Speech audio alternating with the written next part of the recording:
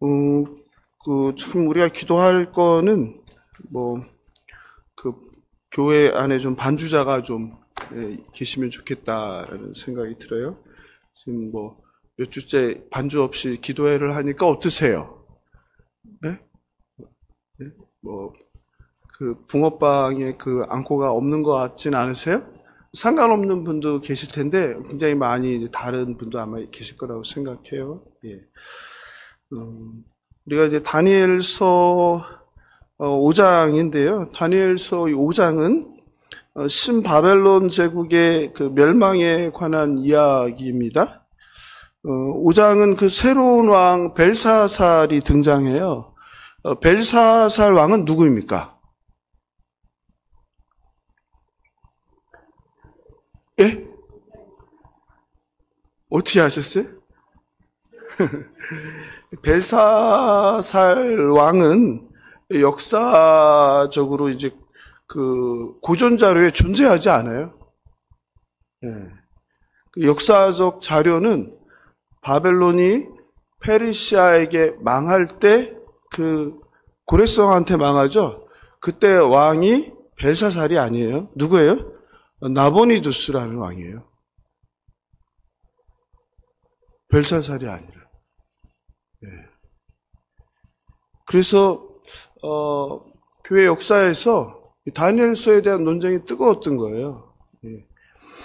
벨사살 왕이 누군지, 왜냐하면 2600년, 2550년 전이니까 세계사의 역사적 자료가 많거든요. 4000년, 5000년 전 기록이 아니에요. 그 역사적 자료가 많은데 거기에 벨사살이 없는 거예요. 이게 성경이 어떻게 됐다? 잘못되었다. 역시 성경이 허구구나. 이런 논란을 불러일으켰죠. 느부갓네살 왕은 주전 604년부터 주전 562년까지 43년을 통치한 왕이에요. 그러니까 오랫동안 통치했다는 건 뭐예요? 그만큼 탁월하고 유능하고 나라가 강했다라는 걸 의미하죠. 바벨론은 그 느부갓네살 왕 때 이제 전성기로 세계적인 대제국이 되었어요. 그런데 그렇게 강했던 것만큼 느부갓네살 왕이 죽으면서 어떻게 되겠어요? 급격하게 쇠락하게 되죠. 성경과 역사의 불일치로 자유주의 신학자들이 주로 이제 다니엘서 5장을 이제 신화하는 근거로 삼았고, 다니엘서가 이제 성경 정경으로서의 권위를 흔들고 성경은 이제 허구이다 이렇게 주장하는 사람들에게 이용되었어요.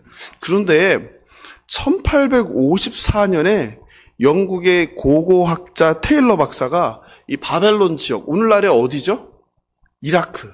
이 남쪽 지역을 그 우루라는 데 들어보셨죠?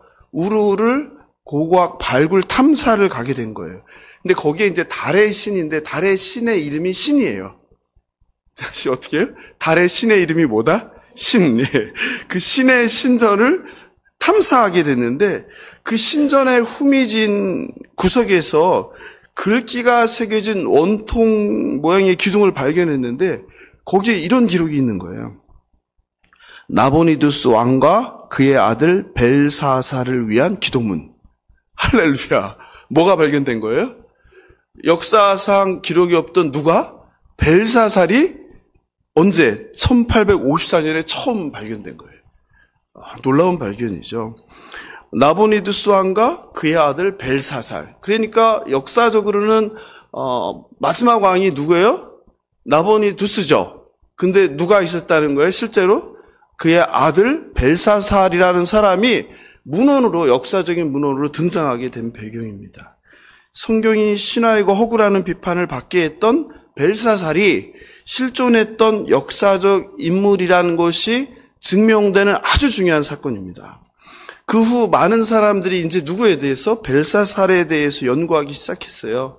그래서 이제 많이 그 역사적 상황들이 드러났는데, 느부갓네살 왕이 죽고 몇 명의 왕이 더 있었냐면 4명의 왕이 더 있었어요. 짧은 시간 동안.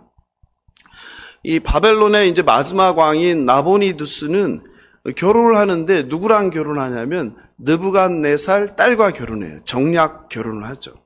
그의 아들이 바로 누구예요? 금방 했잖아요. 벨사살. 5장에 나오는 벨사살이 누구의 아들이에요? 마지막 왕 나보니두스의 왕이라는 거예요. 이해되시죠? 그런데 벨사살은 정확하게 왕은 아니에요. 왜냐하면 마지막 왕은 누구라고요? 나보니두스. 근데 왜 성경에는 벨사살 왕이라고 나오냐? 왕은 아니지만 대리 통치를 했어요. 왜냐하면 뭐 두 가지 설이 있는데 나보니두스가 전쟁을 좋아해서 그 바벨론에 머물 시간이 없었다는 거. 맨날 전쟁하러 밖에 돌아다니라고. 또 한편은 나보니두스가 좀 특별한 사람이어서 좀 자연 속에 있는 걸 좋아해서 바벨론을 떠나 있었다라는 두 가지 설이 있어요. 그래서 마지막 통치 10년 기간은 누구에게? 아들인 벨사살에게 내치를 맡겼다. 그래서 뭐 벨사살 왕이라고 불리는 거다. 이렇게 이해하면 좋을 것 같아요. 그러면 느부갓네살은 누구예요? 그 벨사살의 누가 되는 거예요? 족보로 따지면 할아버지죠. 할아버지. 그러면 이제 또 문제가 있죠. 어떤 문제가 있어요? 성경책은 뭐라고 얘기를 해요? 2절에 보니까 느부갓네살을 할아버지가 아니라 아버지라고 하죠. 이런 문제가 있죠. 근데 왜 그런 거예요? 이거는 뭐 여기뿐만 아니라 성경에 많이 나오는데요. 아버지라는 말은 고대 근동에서 이 조상에 대한 통칭이에요. 통칭. 그래서 이제 전혀 문제될 게 없습니다. 이제 다니엘서 5장의 좀 배경에 대한 설명이 좀 이해가 되셨죠? 벨사살이 누구이고, 그리고 이게 어떤 역사적인 어떤 이슈가 있었는지에 대해서. 오늘 다니엘서기 5장을 통해서 이런 배경을 좀 이해한 상태에서 하나님께서 이 밤에 저와 여러분에게 주신 그 은혜와 깨달음을 얻으시길 바랍니다. 살펴본 것 같이 4장은 누구의 이야기였죠? 우리 굉장히 중요한 본문이었는데 4장은 바벨론의 최고의 왕 느부갓네살 왕의 신앙 고백이었죠. 그래서 하나님에 대한 고백이 햄버거의 양빵, 샌드위치의 양빵처럼 앞과 뒤를 싸고 있고 그 가운데는 뭐가 있어요? 내가 어떻게 해서 이렇게 변화가 되었는지에 대한 그 느부갓네살 왕의 신앙 고백이 간증이 이렇게 나와 있다고 말씀드렸어요. 그러니까 그 후 바로 이제 5장 1절에서 벨사살이 나오니까 느부갓네살 후 벨사살까지의 뭐가 있어요? 시간의 공백이 있는 거죠. 그러므로 4장과 5장 1절은 적어도 20년 이상의 시간의 격차가 있다라는 걸 우리가 이해하고 보면 좋을 것 같아요.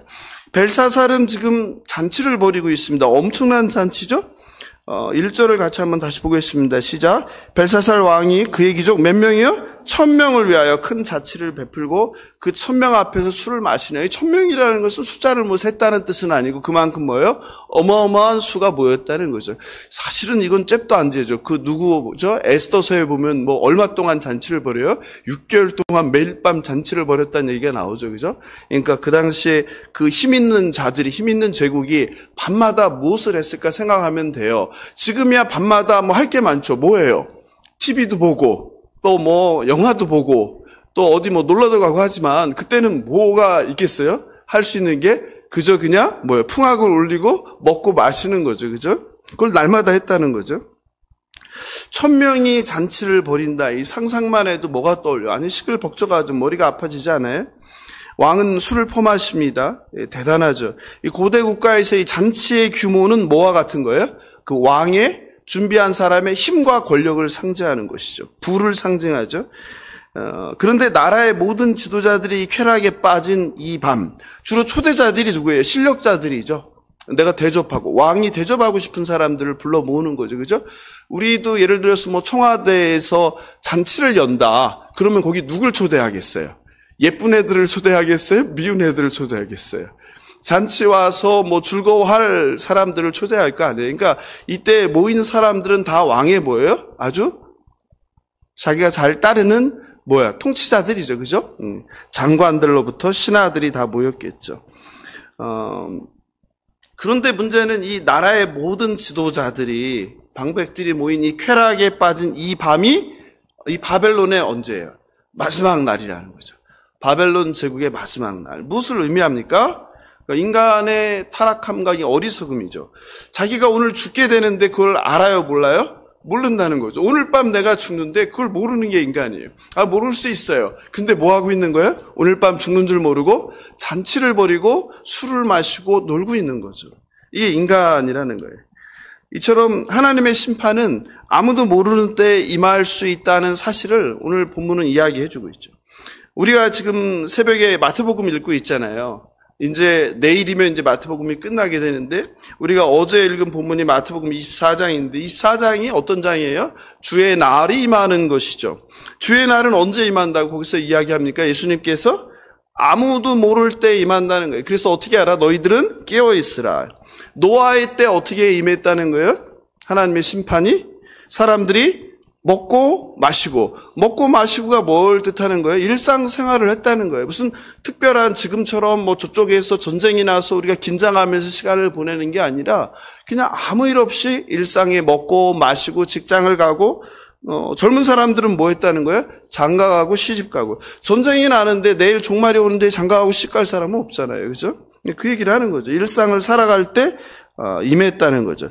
즉 생각하지도 않은 때에 인자가 오신다는 거죠. 그러니 어떻게 하라? 준비하라.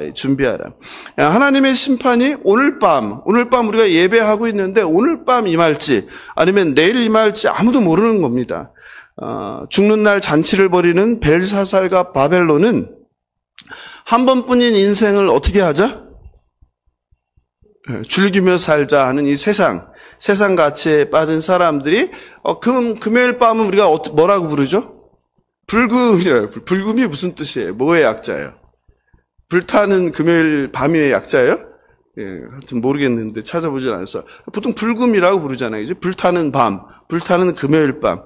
주로 뭐 하는 거예요? 집에 있으면 안 되는 거죠. 불타는 금요일 밤엔 어떻게 해야 돼요? 그래서 불을 태워야 되죠. 어디 갔어요? 예? 클럽에 가서 노래하고 춤추고 술 마시고 소리 지르고 그리고 뭐 하는 거예요? 쾌락을 쫓는 거죠. 쾌락을 쫓는.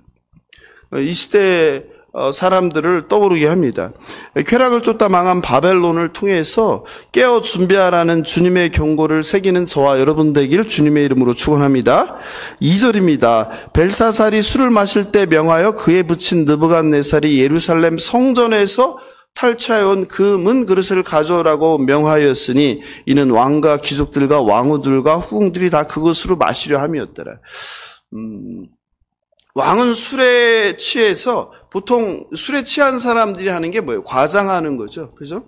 그래서 큰 소리 치죠. 그리고 허풍을 떨죠. 그냥 일반 그릇들이 많잖아요. 왕궁이니까 뭐 매일 먹고 마시는 게 일이니까. 그런데 뭘 가져오라고 하는 거예요?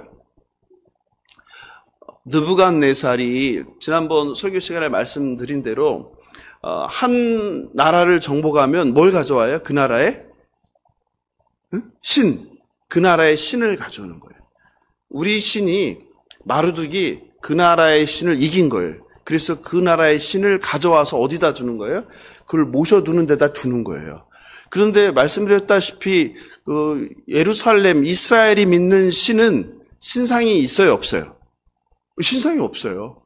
그러니까 뭘 가져온 거예요, 대신? 성전에 있는 뭐를? 하나님께 예배드리는 그릇들을 뭐 대신에? 신상 대신에 가져온 거예요. 이 신상이 중요하니까 어디다 둔 거예요, 그를? 따로 느부갓네살이 잘 보관해 둔 거예요. 왜냐하면 어쨌든 그 이스라엘의 신이니까, 신이 쓰는 거니까, 신상 대신에 그걸 가져왔으니까. 그런데 지금 벨사살이 뭐 하는 거예요? 그것들을 가져오라는 거예요. 뭐 하기 위해서요? 그걸로 술을 퍼마시겠다는 거죠. 그런데 또 누가 있어요? 그 자리에? 파티 자리에?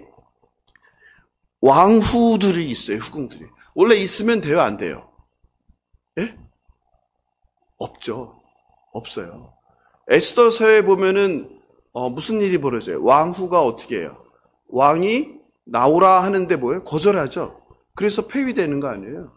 그러니까 여자가 있지 않는 자리인데 지금 뭐 하는 거예요? 여자들이 왕후와 후궁들이 같이 마시는 거예요? 뭘 뜻하는 거예요? 그만큼 뭐 술만 마신 게 아니라는 뜻이죠. 그만큼 타락했다는 것이죠. 그만큼 쾌락의 자리였다는 것이죠. 거기에서 허풍을 떠는 거죠. 그래서 그 성스러운 그릇을 가져오라는 거예요. 왜 그랬을까요? 그냥 마셔드는데 꼭 왜 예루살렘의 성전에 있는 그릇들을 가져오게 했을까요, 왕이? 자랑하는 거죠. 뭘 자랑하는 거예요? 자신의 용맹스러움, 자신의 대단함, 내가 누구보다. 이 그릇을 가져온 게 누구예요? 바벨론의 가장 위대한 왕 느부갓네살 할아버지. 할아버지보다 내가 뭐한 사람이다? 용맹한 사람이다. 겁이 없는 사람이다. 나는 뭘로? 이스라엘 백성들이 숭배하는 야훼에게 제사 드리는 그릇으로 나는 뭘 먹는 사람이다? 술을 마시는 사람이다. 이 뻐기는 거죠. 예. 과시하는 것이죠. 동시에 이것은 무엇입니까? 하나님에 대한 무시와 조롱이죠. 예. 할아버지 느부갓네살이 정복한 야훼라는 신, 아무것도 아니라는 거예요. 나는 그 야훼에게 제사 드리는 그릇으로 술을 먹을 수 있는 용맹스러운 사람이라는 것이죠. 신성모독이죠. 그리고 나서 금, 은, 구리, 새, 나무, 돌로 만든 신들을 찬양하고 우상 숭배하죠. 믿기 힘들지만 가장 이성적이고 가장 똑똑한 사고와 창조력을 가지고 가장 합리적이라는 능력을 가진 인간이 하는 짓이 이거라는 거죠. 뭐 하는 거예요? 진짜 신인 하나님은 모르고 뭐 하는 거예요? 돌과 나무와 새에게 절하는 게 인간이라는 거죠. 사도 바울도 이런 인간의 어리석음을 지적했죠. 로마서 찾아볼까요? 로마서 1장 21절, 23절입니다. 로마서 1장 21절, 23절 제가 읽어드리겠습니다. 하나님을 알되 하나님을 영화롭게 아니하며 감사하지도 아니하고 오히려 그 생각이 허망하여지며 미련한 마음이 어두워졌나니. 그 똑똑한 인간이 마음이 어두워졌다는 거예요. 스스로 지혜 있다 하나 어리석게 되어 썩어지지 아니하는 하나님의 영광을 썩어질 사람과 새와 짐승과 기어다니는 동물 모양의 우상으로 바꿨느니라. 살아계신 하나님을 알지 못하고 도리어 뭐 하는 거예요? 말 못하는 아무 능력 없는 죽어있는 거에다가 절한다는 거예요. 그죠? 바울의 얘기예요. 지가 똑똑한지 아는데, 지가 지혜로운지 아는데 인간이란 것들이 어떻다는 거예요? 전혀 똑똑하지도 않고 지혜롭지도 못한다는 거예요. 왜 그렇다는 거예요? 마음이 어두워졌다는 거죠. 인간은 스스로 가장 합리적이고 과학적이고 똑똑하다고 생각하지만 사실은 가장 어리석을 수 있는 존재가 인간이란 존재이죠. 뭘 보면 알 수 있어요? 지금 전쟁하는 거 보면 알 수 있잖아요. 전쟁. 지금 몇 명이 죽었다 그래요? 사상자가 뭐 오늘 보니까 1만 3천 명 얘기가 나오더라고요. 여러분 이게 있을 수 있는 일이에요. 근데 이게 일어나고 있잖아요. 그죠? 러시아, 우크라이나에서는 뭐 몇 명이 지금 죽었는지 모르죠. 미얀마에서도 그렇죠. 미얀마에서 지난주에 한 그 마을이 초토화됐죠. 그죠? 아기까지 다. 이게 인간이란 사람, 그렇게 똑똑하고 합리적이고 이성적이고 하다는 인간이 하는 게 이런 거죠. 안타깝게도 오늘날도 인간들의 이런 어리석음은 계속되고 있죠. 하나님에 대한 신성모독과 우상 숭배를 찾는 게 어렵지 않습니다. 우리가 TV를 틀면 영화나 드라마, 코미디 등에서 하나님을 조롱하지요? 아무렇지 않게? 과거에는 그 금기 이슈였죠. 어떤 특정 종교를 비하하거나 조롱하는 건 금기였는데 지금은 아무렇지 않게 하죠. 오히려 또 사람들은 어떻게 해요? 그걸 보면서 희열을 느끼죠. 희열을 사람들이 좋아하니까 그걸 계속 하는 거 아니에요. 예전에 어떤 특정한 종교의 신을 모독하는 일을 할 수 없었어요. 근데 지금은 아무렇지 않게 하잖아요. 그럴 수밖에 없는 게 개독교라고 불리잖아요. 그죠? 그러니까 그런 그 창작을 하는 사람들도 영화나 드라마나 코미디에서 그걸 이렇게 사용하는 거죠. 돈이 최고라면 돈을 숭배하죠. 또 권력, 인기, 학벌, 성공을 우리가 숭배하죠. 이런 것들이 사실은 다 우상이죠. 또 애국이란 이름으로 국가를 숭배하기도 하죠.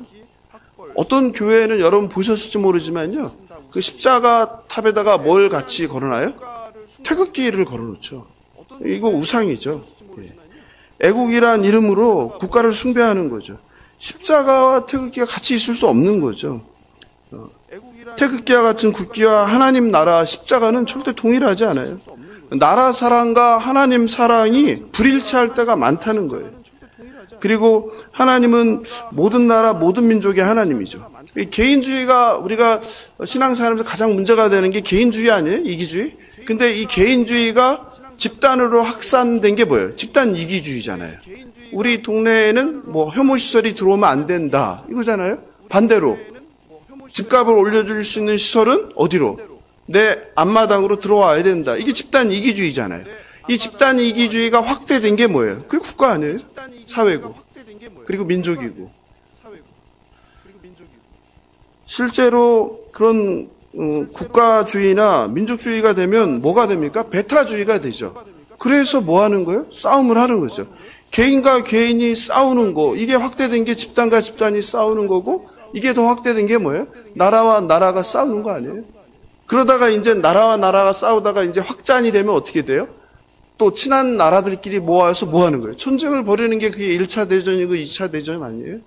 지금도 우리가 걱정하는 것은 이 전쟁이 지금 이 교전이 어떻게 될까봐. 예, 확산될까봐 지금 걱정되는 거 아니에요? 그리고 이것은 누구에게? 우리에게 직격탄을 미칠 수 있죠. 유가라는 거, 경제, 나라 경제, 그죠? 그래서 걱정하는 거죠. 우리는 단지 뭐 경제적으로 어려울까 이거 걱정하지만 그들은 뭐가 달린 거예요, 지금? 며칠 내로 들어간다는데? 예? 생사가 달린 거 아니에요? 여러분, 얼마나 인간이. 근데 지금 뭐 협상할 지금 방법이 없다는 거 아니에요? 예? 기도할 때죠. 얼마나 기가 막힌 시대를 우리가 살아가고 있는 것입니까? 우상인 줄도 모르고 우리가 우상으로 섬기는 것들이 사실은 우리의 일상의 삶 구석구석에 있어요. 제가 말씀드렸잖아요. 누구도 우상이 될 수 있다? 자녀, 배우자, 부모, 또 뭐? 교회도 우상이 될 수 있다. 또 뭐도? 선교도. 뭐를 위한? 하나님을 위한 것이 아니라 뭐? 나를 드러내기 위한 교회를 만들고 나를 드러내기 위한 선교를 하는 거, 그거 다 뭐가 될 수 있다? 우상이 될 수 있다는 거죠. 교회 사역, 특별히, 그죠? 교회 사역도. 본질을 잊어버리고, 이제 보이기식으로 하는 거 다 우상이 될 수 있는 거예요. 조심해야 되는 거죠. 그러니까 모든 게 사실은 우상이 될 수 있다는 거죠. 본질을 잃어버리고 그 마음의 순전함을 잃어버리게 되면. 그러므로 성도는 그 욕망과 만몬이 가득한 세상에서 하나님의 이름을 잘못 이용하지 않도록 주의해야 합니다. 하나님께서 이것을 경고하셨죠. 어디에서요? 출애굽기에서 10계명에서 뭐라고 하셨어요? 너는 나 외에는 다른 신을 두지 마라. 그리고 어떻게 했어요? 너를 위하여 새긴 우상을 만들지 말라. 그리고 그것들에게 절하지 말고 섬기지 말라. 나는 누구다? 질투하는 하나님이시다. 하나님의 이름을 망령되이 부르지 않고 우상을 숭배하지 않는 저와 여러분 되길 바랍니다. 한창 파티가 막 뜨겁게 달아올랐을 때 일이 벌어졌어요. 무슨 일이 벌어졌어요? 갑자기 뭐가 나타났어요? 손가락들이 나타났어요. 그리고 어떻게 해요? 마주 보이는 저 벽 위에다가 뭐를 썼어요? 글씨를 썼죠. 석회 벽에다가. 이제 잘 보이는 데다가. 얼마나 놀랐을까요? 순식간에 쾌락의 밤이 공포의 밤이 되었습니다. 파티장이 절망의 자리, 충격의 자리가 되었어요. 얼마나 무서웠는지 순간 시끌벅적하던 파티장은 외마디 비명과 함께 싸늘한 침묵이 흘렀습니다. 기쁨과 소란이 공포와 정적으로 바뀌었습니다. 그 누구보다 가장 두려워한 사람이 누구예요? 왕이죠, 왕. 6절이죠. 6절 같이 읽어볼까요? 시작. 이에 왕의 줄기던 얼굴빛이 변하고 그 생각이 번민하여 넓적다리 마디가 녹는 듯하고 그의 무릎이 서로 부딪힌지라. 추워서 무릎이 부딪힌 적은 있죠. 추워서 이빨이 윗니 아랫니가 부딪힌 적은 있죠. 근데 무서워서 이렇게 부딪힌 적 있으세요? 혹시? 어릴 때 뭐 도둑이 밤에 들어온다든지. 이불 속에서. 왕이 얼마나 두려웠는지 사시나무 떨듯 무릎을 부딪힐 정도예요. 도둑이 제발 저리는 거죠. 죄인이 갖는 본능적인 두려움이죠. 왜요? 죄를 졌기 때문에. 그런데요, 이렇게 바꿔 생각하면 좋을 것 같아요. 만약 저와 여러분이 그 현장에 있었으면 어떻게 할까요? 저와 여러분, 믿음이 있는 사람이, 신앙이 있는 사람이, 특히 어떤 사람, 하나님을 너무 경험하고 싶었던 사람, 하나님을 정말 눈으로, 귀로 듣고 싶었던 사람이 그 자리에 있었으면 어땠을까요? 물론 처음에는 놀라겠죠.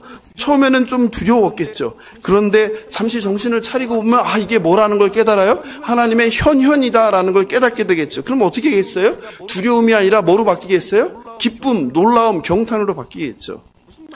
무슨 말씀을 드리고 싶냐면 동일한 사건에 대해서 어떻게 할 수 있다? 사람은 다른 반응을 보일 수 있다는 거예요.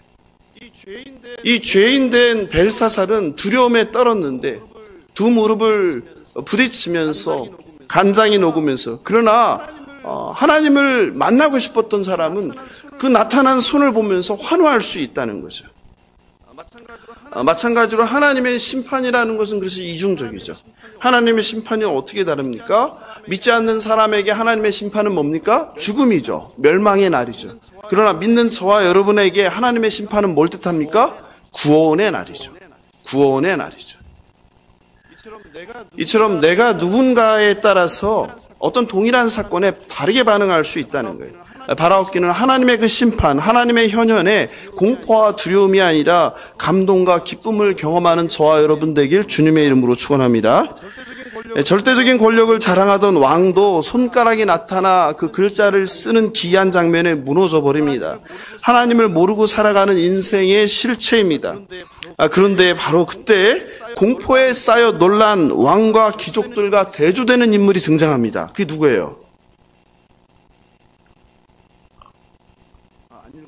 안 읽어서 모르시는군요. 안 읽어오셨어요? 예, 거기 안 읽으셔갖고 그걸 모르시는군요. 예, 그 10절 같이 읽어볼까요? 10절 시작. 왕비가 왕과 그 귀족들의 말로 말미암아 잔치하는 궁에 들어왔더니 이에 말하여 이르되 왕이여 만수무강하옵소서. 왕의 생각을 번민하게 하지 말며 얼굴빛을 변할 것도 아니니이다. 놀라운 사람이 등장해요. 다 두려움에 벌벌 떨고 있고 왕도 막 그 술 취한 채에서 얼마나 공포에 빠져 있는데 갑자기 나타난 여인이 두려워하지 말라는 거예요. 걱정하지 말라는 거예요. 이 왕비는 누구예요?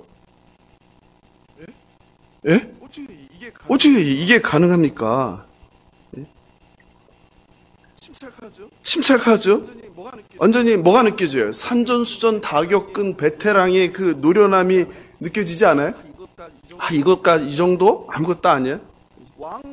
왕도 벨사살 왕도 이렇게 두려움에 떠는데 이 왕비는 어떻게 괜찮을 수 있냐 말이에요. 그 걱정하지 말라고 하고. 왜 그럴까요? 누구일까요? 이 여인은? 예? 누구일까요? 벨사살의 부인이 아니라 누구겠어요? 왕의 엄마겠죠. 벨사살의 엄마. 누구? 바벨론의 왕 나보니두스 왕의 부인이겠죠. 그러니까 이렇게 노련한 거죠. 그리고 해답을 다 알고 있는 거죠. 왜요? 이미 누구를 통해서 아빠인 느부갓네살이 살면서 겪었던 것을 다 봤거든요. 그때마다 누구를 불렀어요? 위기 때마다 다니엘이 다 해결해 줬거든요. 그걸 다 경험했거든요. 그러니까 본능적으로 알았죠. 얼마나 이 대단한 이야기입니까? 그리고 그 왕비가 다니엘에 대해서 자세하게 소개하는데 그게 11절 12절이에요. 어떻게 소개합니까? 왕의 나라에는 거룩한 신들의 영이 있는 사람. 네? 신들의 영이 있는 사람이 있다. 곧 왕의 부친 때, 그러니까 할아버지죠. 할아버지 때 있던 자인데 명철과 총명과 지혜가 신과 같다 이거예요. 신과 같다. 그래서 할아버지인 느부갓네살 왕이 이 다니엘을 세워서 누가 되게 했다? 모든 바벨론의 지혜자들의 대장으로 삼았다. 지혜자들의 어른으로 삼았다고 하잖아요. 그죠? 그래서 박수장이라고 부르는 거 아니에요? 박수장. 모든 지혜자들의 대장. 왕이 벨드사살이라 이름하는 이 다니엘은 마음이 민첩하고, 이렇게 민첩하다는 것은 영이 있다는 거예요. 그냥 우리가 아는 단어 아니에요. 빠르다 이게 아니에요. 영이 있다. 지식과 총명이 있어 능히 꿈을 해석하며 은밀한 말을 밝히며 의문을 풀 수 있었나이다. 이제 다니엘을 부르세요. 그러면 다 해결됩니다. 얼마나 멋진 장면입니까? 그죠? 드라마틱하지 않아요? 그 왕비의 등장과 발언은 무엇과 대조하는 거예요? 공포에 떨고 있는 쾌락을 쫓는 사람들과 대조하는 거예요. 그리고 다니엘을 어떻게 하는 거예요? 돋보이게 하는 거죠. 다니엘이 누군지. 그리고 다니엘이 왕 앞에 섭니다. 벨사살 왕은 약속합니다. 뭘 약속합니까? 최고의 포상을 약속하죠. 최고의 포상이 뭐예요? 자주색옷. 자주색옷은 누구의 옷입니까? 왕들과 귀족만입니다. 왕들만 입는 거죠. 금사슬은 뭐예요? 권력을 상징하는 거죠. 자리를 상징하는 거예요. 계급을. 그래서 어떤 자리를 약속합니까? 셋째 통치자. 그럼 첫째 통치자는 누구예요? 왕. 바벨론의 왕. 신바벨론의 왕. 누구예요? 나보니두스 왕. 그 둘째 통치자는 누구예요? 그의 아들 벨사살. 그리고 셋째는 누구예요? 다니엘이. 다니엘이 이때 나이가 몇 살 됐을까요? 80이 넘었죠. 80이 넘어서 이제 뭐가 되는 거예요? 예? 총리가 되는 거예요. 그래서 총리라고 부르는 거 아니에요. 그때까진 뭐였는데? 박수장. 예. 아마 이때는 은퇴해 있었을 것 같아요. 예. 뒷방으로. 예. 근데 그걸 불러낸 거죠. 왕비를 통해서. 무엇을 의미할까요? 이것은 세상의 문제 해결 방식이죠.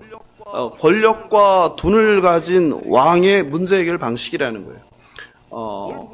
뭘 물어보지 않아요? 내가 이걸 해줄 텐데 네가 필요한 게 뭐냐, 네가 원하는 게 뭐냐 물어보지 않아요. 그냥 뭐예요? 일방적인 거예요. 상대가 무엇을 원하는지, 무엇을 필요하는지는 물어볼 필요도 없고 중요하지 않은 거예요. 그저 내 방식, 내 생각만 있을 뿐이에요. 이게 강자의 원리죠. 오늘날도 이런 강자의 방식은 지속되죠. 세상에서 갑이라는 이름으로 을에게 뭘로 유혹합니까? 돈과 똑같이 자리로 유혹하는 거죠. 이것을 해. 그러면 내가 뭘 줄게? 돈을 더 줄게. 내가 더 높여줄게. 이거잖아요. 직장에서 또 사업장에서 또 사회에서 이러한 것은 계속되는 거죠. 사람들이 돈과 힘에 대한 유혹을, 욕망을 끊지 않는다면 이런 갑은 계속 돈과 힘으로 유혹을 누구에게? 을을 할 거예요. 그래서 이용할 거예요. 그리고 그 을은 또 누군가의 갑이 되어서 똑같이 하면서 살아가게 되는 게 이게 우리가 사는 세상 아닙니까? 세상의 원리. 그런데 왕의 제안에 다니엘은 어떻게 반응합니까? 어떻게 반응하죠? 17절이죠.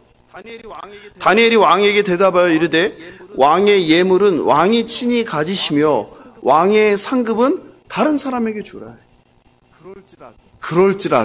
그럴지라도의 신앙이죠. 나에게 아무런 유익이, 내가 이 문제를 해결해서 나에게 아무런 이득이 오지 않을지라도 나는 그저 뭐한다? 나는 진리를 말한다는 거죠. 진리를 말한다는 거죠. 이게 그럴지라도의 신앙이죠. 다니엘 수에 나오는. 내가 왕을 위하여 이 글을 읽으며 해석하리이다. 나는 돈이 필요 없다. 나는 뭐가? 자리가 필요 없다. 나는 명예가 필요 없다는 거죠. 어떻게 이르게 가능할까요? 여러분, 이렇게 큰 자리, 이 제국에서 세 번째 가는 자리를 주고 왕의 옷을 입게 하고 이런 엄청난 제안을 우리가 거절할 수 있는 사람이 이 중에 누가 있겠어요? 저도 거절 못할 것 같아요. 예?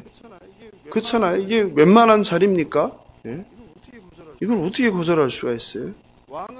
왕은 이 다니엘이 거절하는데 어떻게 됐을까요?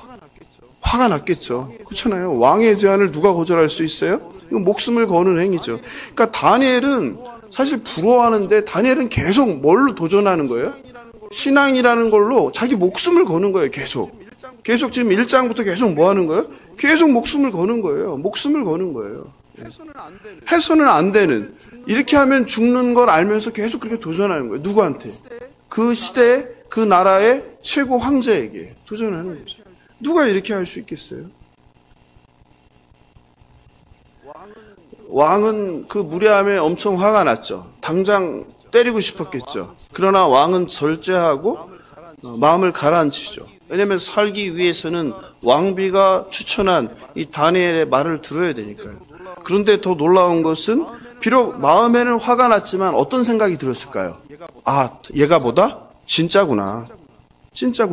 그렇잖아요? 무슨 생각이 들어요? 신뢰감이 들겠죠. 아무것도 바라지 않는구나. 그런 신뢰감이 들었을 것입니다. 포상 때문에 거짓말을 할 사람이 아니구나. 이런 생각이 들었겠죠. 그때 다니엘은 벨사살의 할아버지 느부갓네살 왕 때의 일을 언급합니다. 느부갓네살 왕이 어떻게 됐습니까? 교만하여서 하나님의 심판을 받아서 어떻게 했어요? 예? 짐승이 되었죠. 짐승처럼 7대를 떠돌이 생활을 했죠. 이슬을 받으면서 풀을 먹으면서.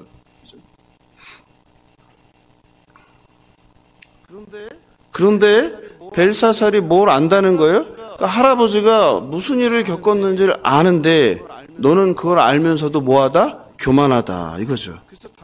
그래서 다니엘은 하나님께서 벨사살과 바벨론을 심판하는 이유를 설명하는 거예요. 첫째가 뭐예요? 바로 너 벨사살의 교만이라는 거죠. 느부갓네살을 심판한 이유와 똑같은 거죠. 그게 22절에 나오죠. 어떻게 나왔어요? 아직도 마음을 낮추지 아니하고. 뭐 하면서? 네가 니네 할아버지가 무슨 일을 당하는지 다 봤으면서 그런데도 너는 아직도 마음을 낮추지 않냐? 23절 도리어 뭐한다? 자신을 어떻게 한다? 하늘의 그 주제라고 번역된데 주제는 하나님이죠. 하늘의 하나님, The Lord of Heaven이라고 나오는데 하늘의 하나님보다 너를 높인다 이거. 네가 신이 되었다 이 말이죠. 이게 벨사살을 심판하는 이유죠. 근데 그것도 모자라 두 번째 이유가 나오죠. 두 번째는 무엇입니까? 신성모독이죠. 신성모독. 하나님을 욕보였다는 거죠. 하나님의 이름을 망령되이 불렀다는 거예요. 뭐요? 성전에 쓰는 그 성스러운 기구를 가지고 그릇을 가져다 뭐 했다? 술 먹는 데 썼다는 거죠.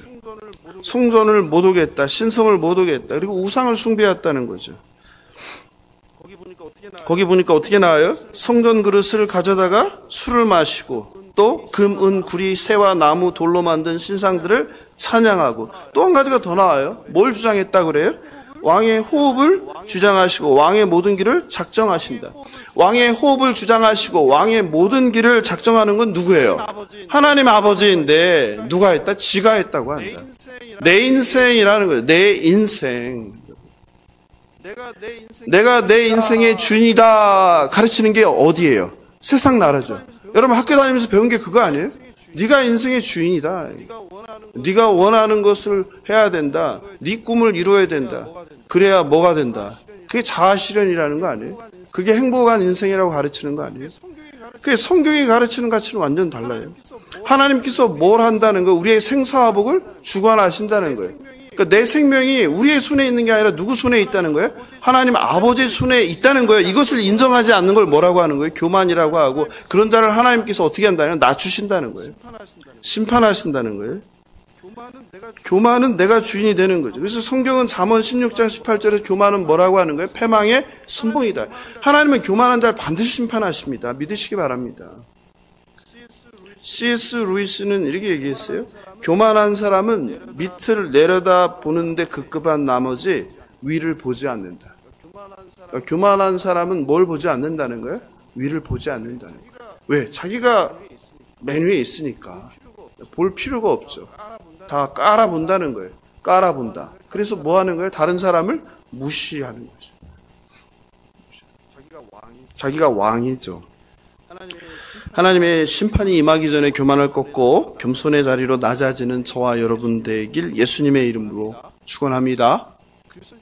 그래서 이거를 생각하면요, 우리가 그 세상 말로 아는 게 뭐라고 해요? 아는 게 힘이다 그러잖아요.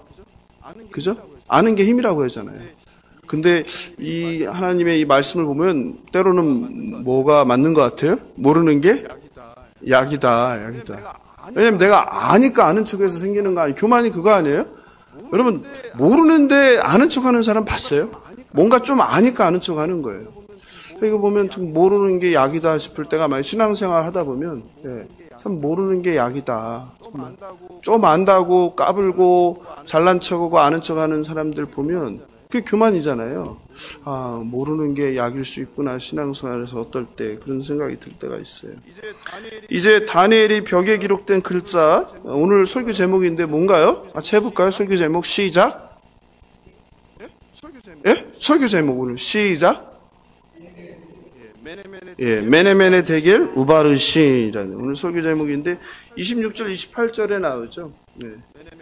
메네메네 데겔 우바르신. 이게 무슨 말이에요? 이게 하나님의 손이 그 사람의 손가락이 나와서 벽에 쓴 게 메네메네 데겔 우바르신 이걸 썼다는 거예요. 다니엘이 그걸 해석해 주죠. 26, 27, 28절에서 메네는 뭐예요? 하나님이 이미 왕의 나라의 시대를 세웠다. 데겔은 서울에 달아왔더니 부족하다. 베레스는 왕의 나라가 나뉜다 이 말이에요. 그죠? 여기 핵심은 세 단어로 되어 있어요. 세 단어가 뭐냐면 메네, 데겔, 베르세라는 단어인데 이거는 도량형의 단위, 뭐 화폐의 단위, 보통 학자들마다 의견이 있는데 화폐의 단위. 그래서 한 문화 들어보셨죠? 한 문화, 그리고 한 세겔, 그 다음에 나뉜 절반 이런 뜻이에요. 점점 작아지는 거야. 한 문화, 한 세겔, 나뉜 절반. 점점 낮아지는 동전이다. 다니엘은 이 단어를 수를 세는 것, 무게를 달아보는 것, 나눔을 뜻한다고 이렇게 해석해요. 간단하게 해석하면 이거예요. 수를 세는 것, 무게를 달아봄, 그리고 나누는 것, 이렇게 세 가지.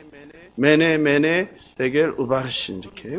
그럼 여기서 다시 정리해보면, 메네라는 건 뭐야? 수를 세보니까 계산이 끝났다. 더 이상 계산할 게 없다, 이 말이에요. 데겔은 무게를 달아보니까 무게가 모자란다. 바르신은 나뉘어 버려진다. 이런 뜻이에요. 간단하게 하면. 좀 더 구체적으로 적용해서 하면 본문에 메네는 바벨론의 날수를 세어보니까 뭐예요? 이미 끝났다. 벨사살 왕의 날수를 세어보니까 이미 끝났다. 뭐예요? 오늘 밤이 끝이다 이 말이죠. 데겔은 뭐예요? 왕의 무게를 달아보니까 뭐다? 함량이 미달이다. 왕이 될 자격이 없는 놈이다 이거죠. 잰다는 것은요, 우리가 치스나 양을 재는 건데 여기서의 뜻은 도덕적 가치를 뜬다는 거예요. 그 사람의 됨됨이를 재어본다는 그런 의미를 갖고 있습니다. 그리고 절반 베레스는 바벨론이 나뉜다는 거죠. 근데 여기서 나뉜다는 것은 그 본문에서 자칫 오해하면 메대와 바사로 둘러 쪼개진다고 생각하기 쉬운데 그건 아니에요. 메대와 바사 사람들의 손에 넘어간다 이런 뜻이에요. 즉 메네 데겔 우바르신, 이 말은 오늘 설교 제목은 무엇이냐면 재판장이신 하나님께서 벨사살과 그가 통치하는 나라 바벨론을 판결하신다, 심판하신다 이 뜻이에요. 그리고 실제로 손가락이 글씨를 쓴 바로 그날 밤에 갈대아 왕, 바벨론이죠, 갈대아 왕 벨사살이 죽임을 당하게 됩니다. 하나님께서 교만한 벨사살을 심판하셨어요. 그렇죠? 네. 거기 한번 같이 읽어볼까요? 30절 같이 읽어보겠습니다. 30절 시작. 그날 밤에 갈대아 왕 벨사살이 죽임을 당하였고, 기대였죠, 그죠? 다니엘이 해석한 대로 그날 밤 모든 하나님의 역사가 일어난 거예요. 이게 얼마나 놀라운 일입니까? 그 뜨거운 밤, 쾌락의 밤, 절정의 밤, 달아오른 밤, 네? 그 밤에 벨사살 왕과 그 나라가 끝난다는 거예요. 신바벨론 제국은 느부갓네살 왕 때의 전성기였습니다. 벨사살이 통치할 때 멸망했어요. 그러니까 다니엘서 잘 보면 이렇게 되어 있는 거예요. 사장은 뭐예요? 느부갓네살 왕. 전성기의 느부갓네살 왕이 어디에 할 때? 왕궁 지붕을 건일세. 지붕은 뭐예요? 정상을 뜻한다고 그랬잖아요. 교만의 정상이면서 동시에 뭘 뜻하는 거예요? 나라의 절정기죠. 황금기. 근데 5장은 뭘 뜻해요? 바벨론의 멸망기. 즉 4장과 5장을 통해서 대조하는 거예요. 누구랑 누구를? 느부갓네살과 누구를? 벨사살 왕을. 전성기와 망할 때를 대조하는 거예요. 느부갓네살은 나라를 뭘로 통치하려고 했습니까? 금신상을 세워서, 우상을 세워서 절하게 하면서 나라를 통치하려고 했죠. 벨사살은 나라를 어떻게 통치했어요? 사람들에게 뭘 베풀어서? 잔치를 잘 먹고 잘 먹여서 이 통치했죠. 둘 다 이 통치 방식이에요. 이걸 통해서 뭐 하려 하는 거예요? 백성들을 하나로 되게 하려는 거예요. 그 세상의 왕들은 이런 방식을 뜬다는 거예요. 뭐 해서? 우상을 만들어 놓고 사람들이 어떻게 해? 거기에 절하게 함으로써 사람들을 쥐락펴락하려고 하고, 또 하나는 뭐예요? 사람들에게 잔치를 통해서 먹이고 마시게 하면서 어떻게 해? 사람들을 쥐락펴락하는 거 아니에요? 그래서 내년에 이제 선거 오면 또 그게 벌어질 거 아니에요? 뭐 해요? 예? 뭘 줘요? 뭘 주잖아요. 예? 이거 아니에요? 이게 세상의 방식이란 말이에요. 세상의 방식. 또 거기에 넘어가요? 안 넘어가요? 항상 넘어가잖아요.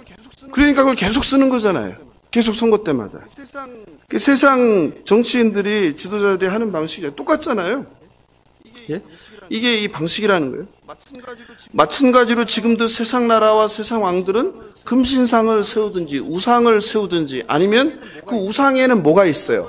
그래서 과거에 군사정권에서 한 게 뭐예요? 그 우상을 뭐로? 스포츠, 그리고 뭐 성, 예? 이런 걸로 이 사람을 통제했던 거 아니에요? 거기에 빠지고 뭐에 관심 갖지 않도록. 다 그런 게 여기서 나오는 거죠. 성경에 다 있는 거예요. 또 잔치.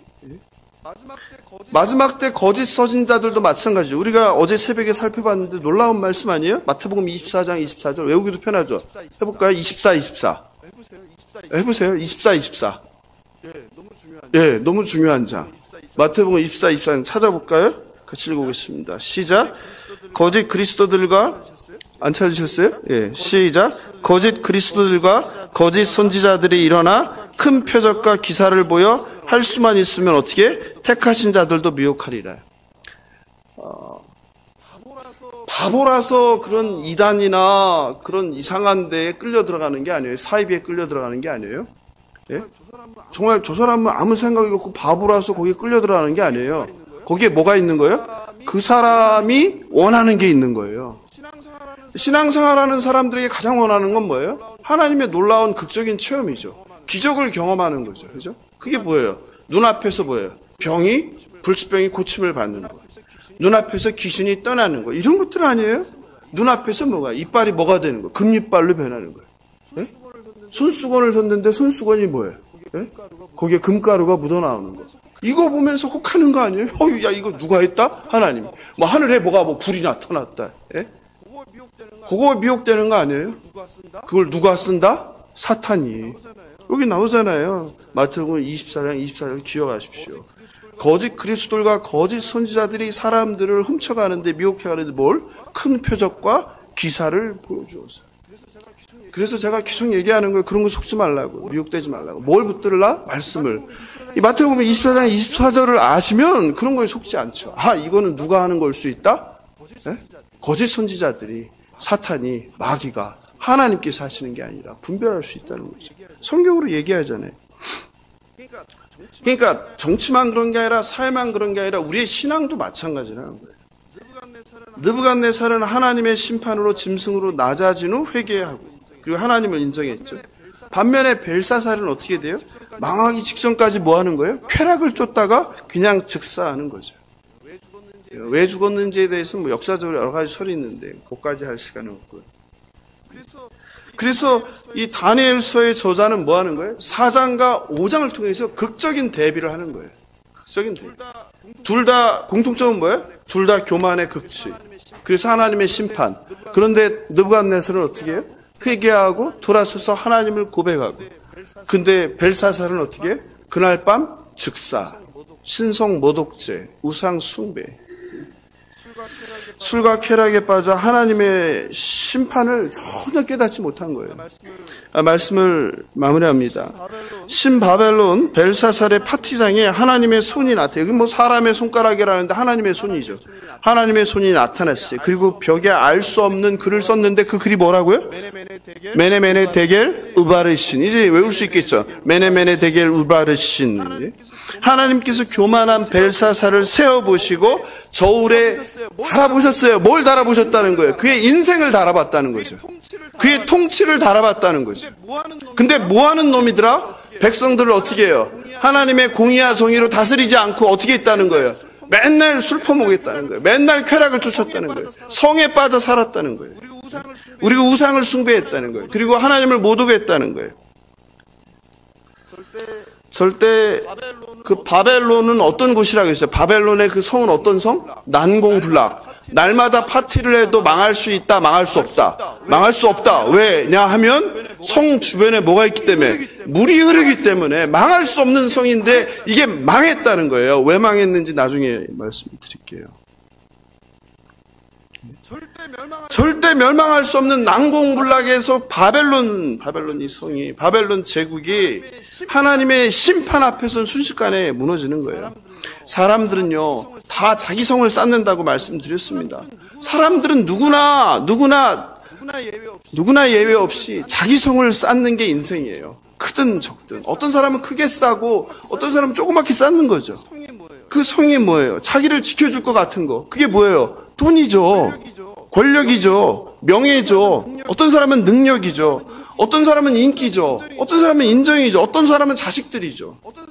어떤 사람은 사람들이죠. 사람들 좋아하는 사람 있잖아요. 인간관계. 이런 성을 쌓는 거예요. 그런데 하나님의 심판으로부터 나를 지켜줄 수 있을 것 같은 것은 나름 쌓아봤지만 아무것도 없는 거예요. 세상의 어떤 풍파로부터 그런 것들이 보호막은 될 수 있을지 모르지만 가장 중요한 하나님의 심판으로부터 보호해 줄 수 있는 성은 어떤 것도 없는 겁니다. 세상에서 우리를 지켜줄 것 같은 돈, 명예, 학벌, 능력, 권력, 건강, 인맥, 그 어떤 것도 하나님의 심판을 막을 수 없음을 믿으시기 바랍니다. 하나님은 모든 나라, 모든 왕의 재판관이십니다. 마찬가지로 모든 나라, 모든 왕을 재판하시는 그 하나님이 저와 여러분, 이 작은 한 인생도 심판하세요. 재판관이십니다. 하나님께서 저와 여러분의 인생도 세워보시고 저울에 달아보실 것입니다. 하나님께서 저와 여러분의 지나온 삶의 모든 말과 모든 행동과 모든 그 마음, 하나님께서 가장 중요하게 생각하는 건 마음 아니에요? 그 마음을 세워보세요. 사랑하는 성도 여러분, 2550년, 2600년 전 그 파티가 열린 그 뜨거운 밤, 불금, 어느 날 밤, 신바벨론 제국 바벨론 성벽에 메네메네 데겔 우바르신이라고 쓴 하나님의 손가락이 오늘 이 금요일 밤 우리 앞에 동일한 글자를 이 벽에, 저 벽에 쓰실 수 있습니다. 메네메네 데겔 우바르신. 더 늦기 전에 지나온 삶을 하나님의 저울의 무게를 재어보는 저와 여러분 되길 바랍니다. 저와 여러분의 지나온 삶이 하나님의 저울에 부족함이 없길 바랍니다. 저와 여러분의 지금의 삶과 남아있는 살아갈 삶과 신앙이 하나님의 저울에 부족함이 없길 바랍니다.